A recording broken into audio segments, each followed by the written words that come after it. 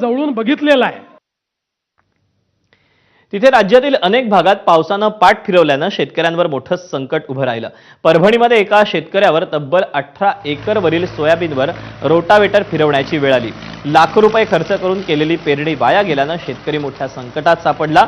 अगोदरच कर्ज काढून शेतकऱ्यांनी पेरण्या केल्या, मात्र पाऊस नसल्यानं या पेरण्या वाया जाण्याची शक्यता निर्माण झाली। त्यातच श्रीराम कुलकर्णी यांनी पावसाअभावी वाळू लागलेल्या पिकावर रोटावेटर फिरवला, तर सरकारनं तात्काळ मदत देण्याची मागणी शेतकऱ्यांनी केली।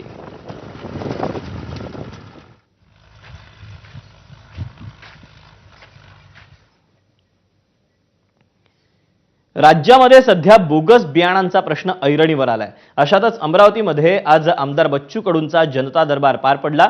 यावेळी अनेक शेतकऱ्यांनी त्यांच्यासमोर तक्रारींचा पाढा वाचला।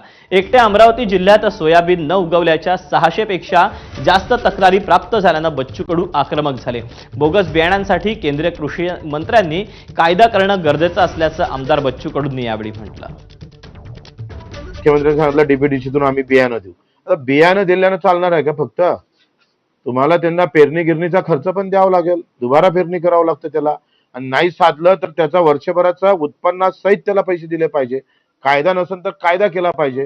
केंद्रीय कृषी मंत्र्यांनी याच्यावर हस्तक्षेप करणं गरजेचं आहे, आणि ते जर या संदर्भात जर निर्णय घेत नसेल तर आम्ही सांगतोय आमचा जो आंदोलनाचा मार्ग आम्ही स्वीकारलाय तो केल्याशिवाय राहणार नाही। आणि या बातम्यांसोबतच चौफेर महाराष्ट्रामध्ये वेळ झाली छोट्याशा ब्रेकची। अपडेट घेऊन लगेच परत येतोय। पाहत रहा एबीपी माझा।